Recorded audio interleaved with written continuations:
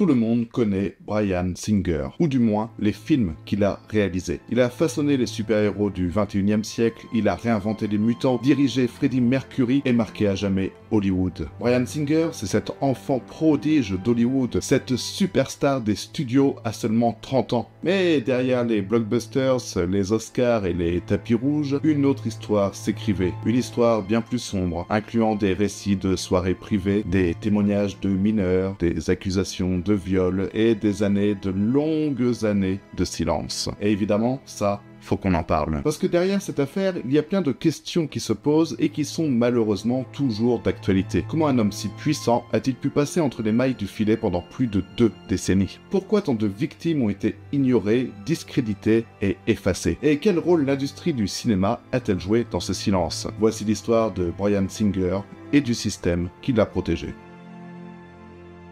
Avant les scandales, il y avait la réussite, celle d'un jeune réalisateur né le 17 septembre 1965 à New York, fils d'immigrants juifs passionnés par la science-fiction et les mutants. En 1995, à seulement 30 ans, Bryan Singer entre dans la légende du cinéma avec un film culte, The Usual Suspect, qui est un succès critique et populaire à l'échelle mondiale. Oscarisé pour son scénario, salué pour sa mise en scène, Singer devient en quelques années l'un des réalisateurs les plus courtisé d'Hollywood. Il enchaîne alors avec un film qui est passé inaperçu, Un élève doué, avant de frapper un grand coup en 2000 en signant le tout premier film de la saga X-Men. À l'époque, les films de super-héros ne sont pas encore à la mode, Marvel est en crise. Singer va quant à lui imposer un ton grave, politique, presque shakespearien. Il modernise les costumes, complexifie les personnages et relance l'intérêt mondial pour les comics au cinéma. X-Men devient un phénomène. Bryan Singer est acclamé, célébré comme le visionnaire qui a sauvé Marvel au cinéma bien avant que le MCU n'existe. Sa vision des mutants comme allégorie des marginalisés, qu'ils soient juifs, homosexuels ou neurodivergents, séduit une génération entière. Il est jeune, gai, intelligent et respecté. Hollywood lui ouvre donc toutes les portes. Mais revenons un peu avant. Revenons sur ce film qui est passé assez inaperçu, mais qui marque pourtant le début des sombres affaires qui vont entourer le réalisateur. En effet, en 1997, Bryan Singer prépare son nouveau film, Un élève doué. C'est un huis clos glaçant, l'histoire d'un adolescent fasciné par un ancien nazi. Le film marque une transition dans la carrière du réalisateur, plus sombre, plus viscérale, mais en coulisses, un autre malaise s'installe. Plusieurs adolescents, qui sont des figurants sur le tournage, accusent l'équipe du film, et Bryan Singer en particulier, de les avoir forcés à se déshabiller entièrement pour une scène de vestiaire. Sans protection, sans encadrement, sans justification réelle. 3 jeunes garçons, âgés de 14 à 17 ans, déposent plainte contre la production. Ils affirment avoir été humiliés, filmés, manipulés.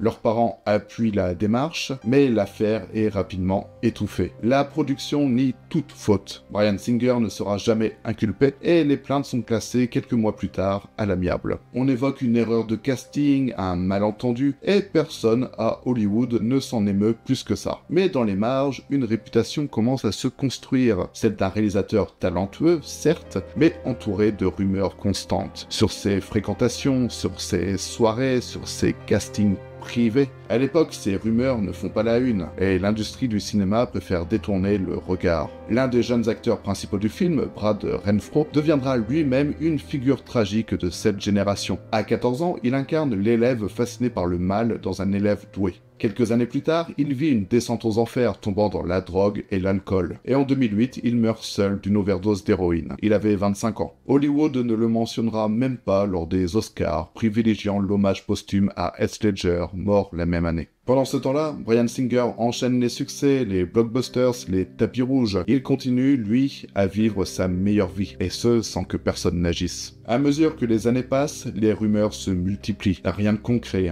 pas de plainte, pas d'enquête officielle. Mais dans les couloirs des studios, dans les after-parties, un nom revient toujours, Bryan Singer. À Hollywood, tout le monde connaît les soirées Bryan Singer. Des villas louées dans les collines, de l'alcool et surtout des jeunes hommes, bien souvent mineurs. Il venait seul ou en petit groupe. Certains ne savaient même pas où il mettait les pieds. D'autres pensaient vraiment que c'était comme ça que Hollywood fonctionnait. Bryan Singer était là, souvent, parfois discret, parfois central. Autour de lui, il y avait des visages connus comme Mark Collins Rector, Gary Goddard, David Newman, tous plus âgés, tous influents, et tous aujourd'hui accusés ou condamné. Les soirées s'enchaînaient dans les collines d'Hollywood, dans des maisons louées pour l'occasion. Les règles étaient plutôt floues, l'alcool circulait, la drogue aussi, et la pudeur, elle, s'évanouissait vite. Certains jeunes ont parlé d'attouchement, d'autres d'agression, d'autres encore de moments flous dont ils n'avaient plus du tout le souvenir. Une chose revient dans tous les témoignages, le malaise et le silence. Parce que quand tu as 16 ans et que tu veux percer et que la personne qui est en face de toi,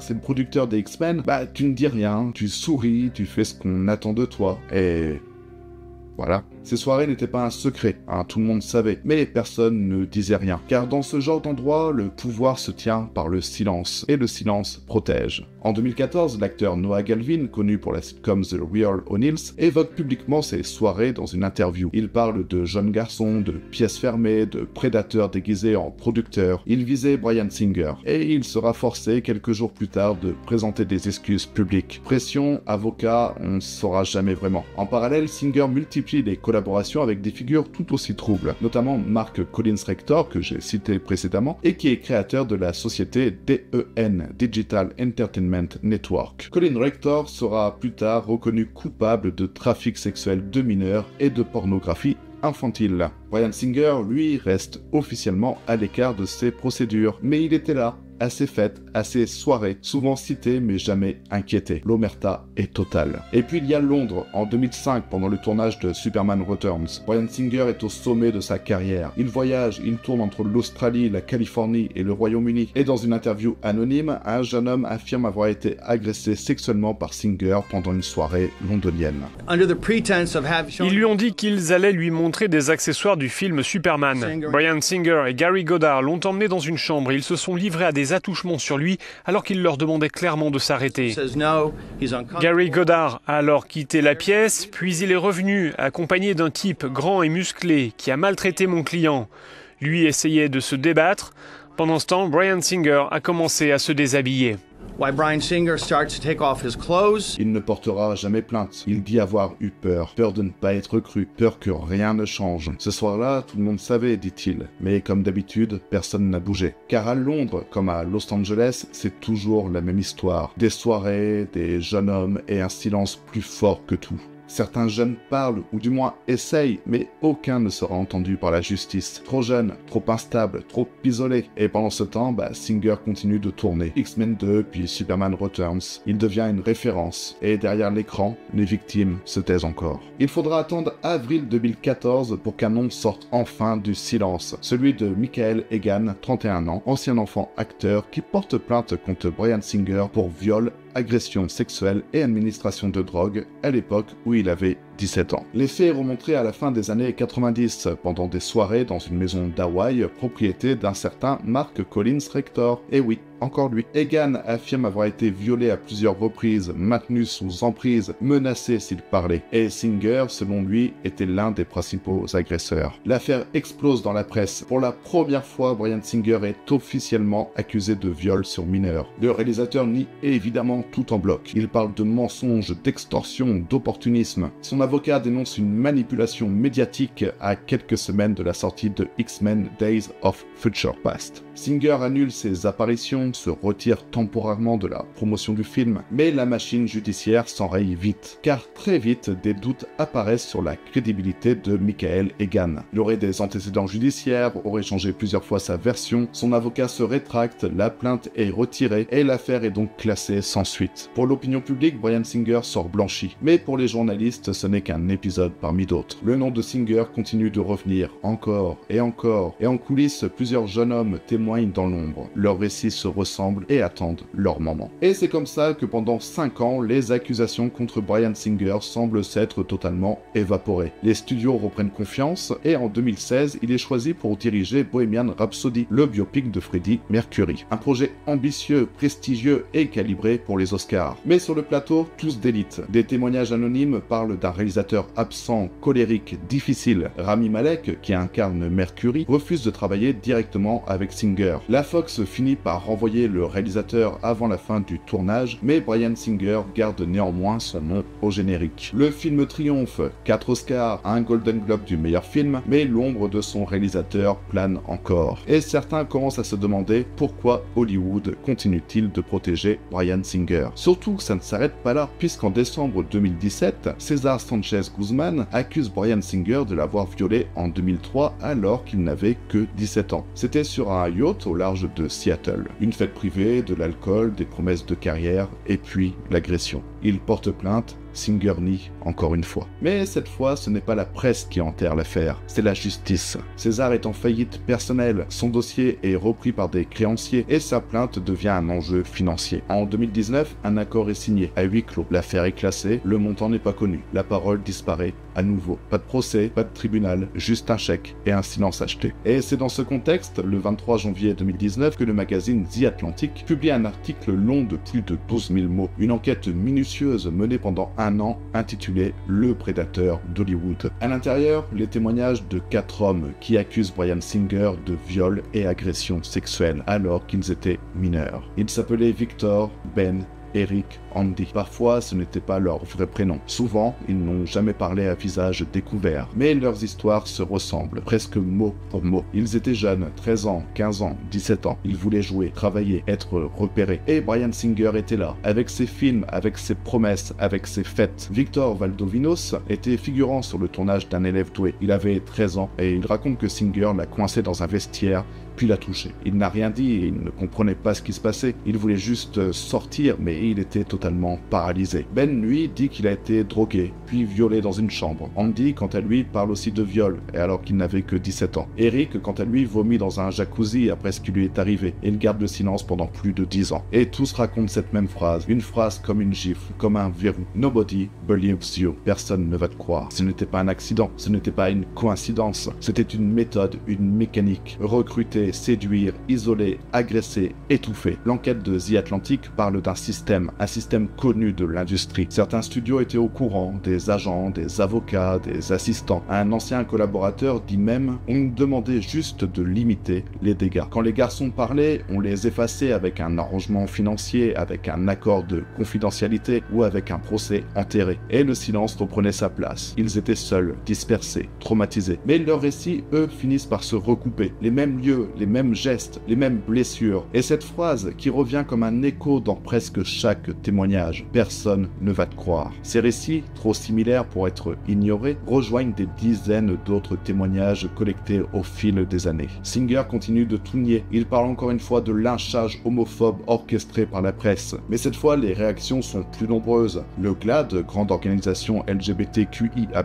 chargée de défendre leur représentation dans les médias, retire la nomination de Bohemian Rhapsody aux Media Awards. Et les BAFTA, l'équivalent britannique des Oscars, suspendent Singer de la compétition. Le nom de Bryan Singer devient donc toxique. Mais l'industrie ne va pas plus loin. Aucune inculpation, aucun procès. Singer disparaît médiatiquement sans jamais être réellement inquiété. Il ne travaille plus à Hollywood, mais il n'a jamais été jugé. Aucun studio ne parle d'enquête. Aucun acteur n'ose accuser. Aucun Oscar n'est remis en question. En apparence, Bryan Singer a disparu. Mais dans les contrats, dans les bénéfices, dans les crédits, il est toujours là. Et la suite de cette vidéo ne va pas parler que de Bryan Singer. Il va parler d'un système, d'un mensonge collectif. Celui qui permet à un homme accusé de viol sur mineur de continuer à engranger des millions. Parce que le film a bien marché, parce que personne n'a voulu se confronter à la triste réalité. Et parce que, jusqu'à aujourd'hui, Hollywood préfère se protéger plutôt que de rendre des comptes. Parce que malheureusement, Bryan Singer n'est pas une exception. Il est l'allié d'un système de production, de réputation et de pouvoir dans lequel l'argent protège mieux que la vérité. Roman Polanski, Woody Allen, Harvey Weinstein, Kevin Spacey, chaque nom raconte la même histoire. Des abus,